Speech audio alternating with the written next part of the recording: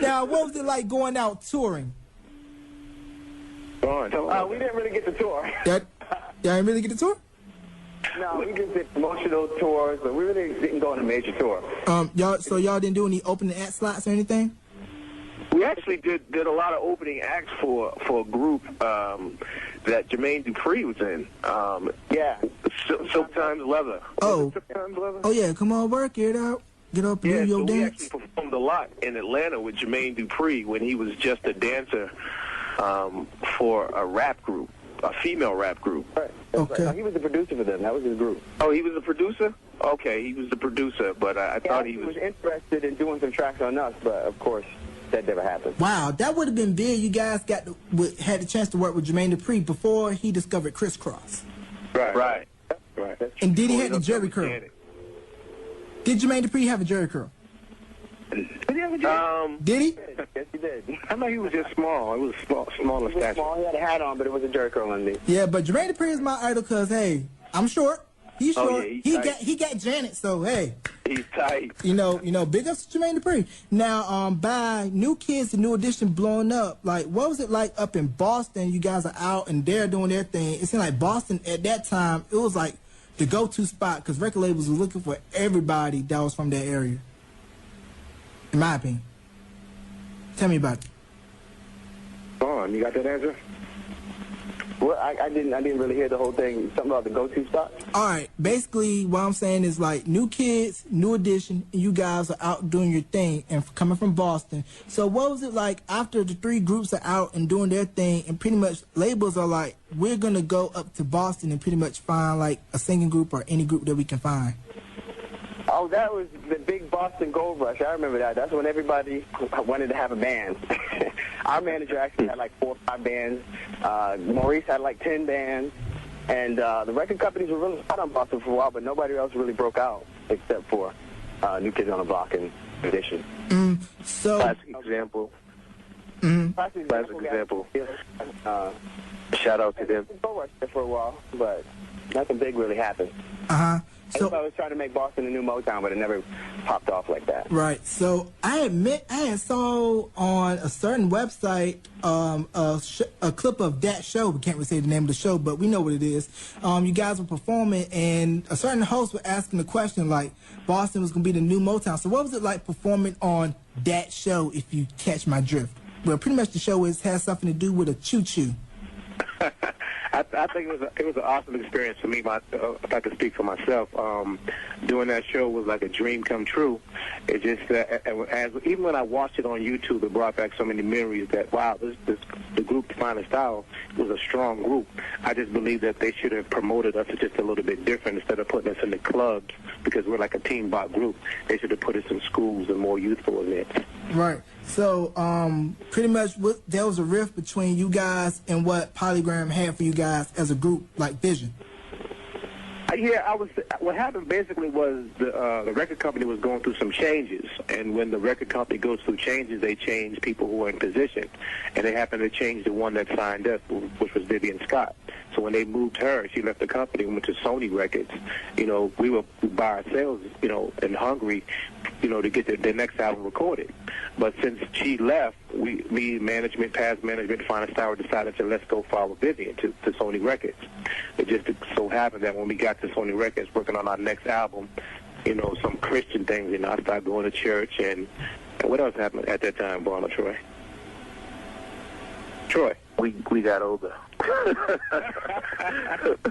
We got older. We weren't like little kids anymore, and you know, I think everybody had different ideas, different aspirations. So everybody started going in different directions. Right. But still had love for one another. But y'all felt it was time to basically everybody just go do their own thing and spread their wings like Troop. Oh yeah, that's another tight group. Yeah, definitely, of course. Now, in your opinion, what do you guys think made like New Jack Swing so special? Because you had Guy, New Edition, Troop, and other groups, and pretty much Teddy Riley, pretty much, I would say, paved the way for the current meshing of hip-hop and R&B today. Anybody can take this one. Go ahead, Vaughn. I think you lost them on that one. Might have lost connection. Well, with the New Jack Swing, I think, for me, I think, it was just a youthful movement. I think, R&B was looking for something different, and you came out with the Bobby Browns and the Albie Shores and, Troop. So, I think that whole sound was R&B needed something a little different, and I think New Jack City, the movie actually, but the New Jack Swing actually took a whole part of that.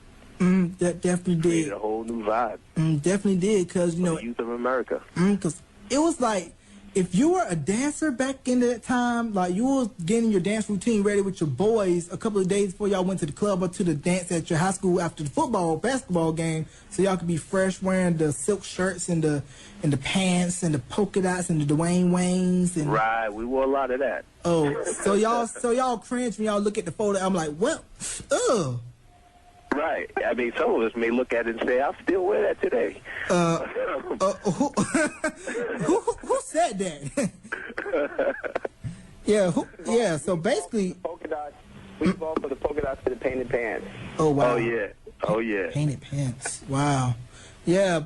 I just wanted to bring back starter. Now, if I could just bring back the starter gear, I'm good. I won't go so far as to getting designs all up in my head and everything, but you kind of see like the old school fashions coming back, the Dookie gold ropes. Next thing you know, everybody going to be rocking beepers and the Zach Morris cell phone.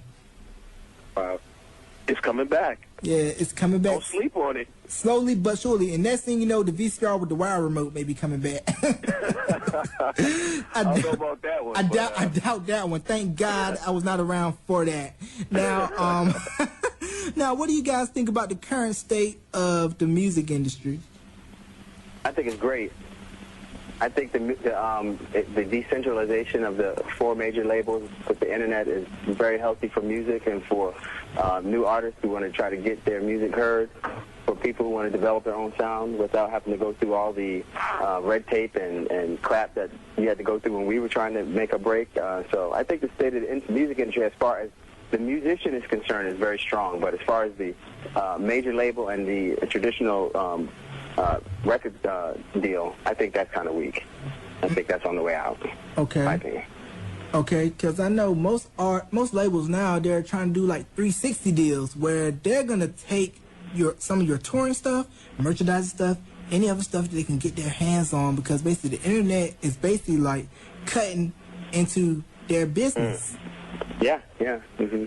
And Deep in the night. And of course, record sales are not like what they used to when you guys were out. Like, you can go platinum, but now it's like, if you go gold, that's like now going platinum.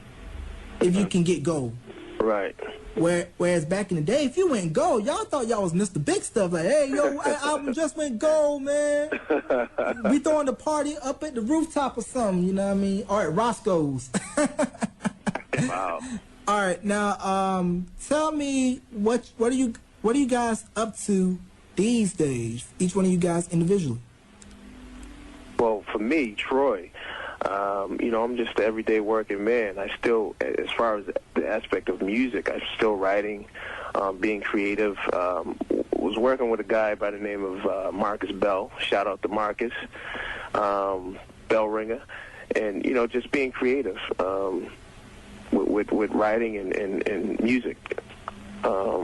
Just waiting to hook up with Vaughn and Carlos and Jamal again, so we can do it all over again. Okay. Oh, yeah, that's going to be interesting. We were talking about that. You actually got us talking about having us do this interview, thinking about getting together and doing a reunion album and actually producing and writing it ourselves. Wow. I have an independent label that I'm working on right now here in California called Dig That Music. You can check it out at digmusic.com. And we have one artist right now we're trying to basically build up, but we're just basically a digital record company. We're not going to do any pressing. We're just going to do distribution, do online sources like Amazon or iTunes and stuff like that. So it's a new fledgling company, but hopefully it will be successful. Okay. Basically, me, this Jamal, I worked on a gospel album. It's a contemporary album, and I already recorded. I'm in the process of getting it mastered, and then I'm going to put it out on my own label, which will be called Fire Escape. or I may shop it to some labels to see if I can get a bite.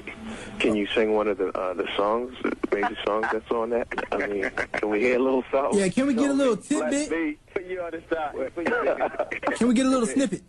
Yeah, a little snippet go on MySpace, Gods with a Z, Messenger, at yahoo.com on MySpace, so you get to see the picture, 4 songs off the album, and the bio, and whatever else you want. Check it out. Okay, so definitely go check it out. And are you guys like still kind of like surprised that there's people out there in the cyberspace that still remembers Finest Hour?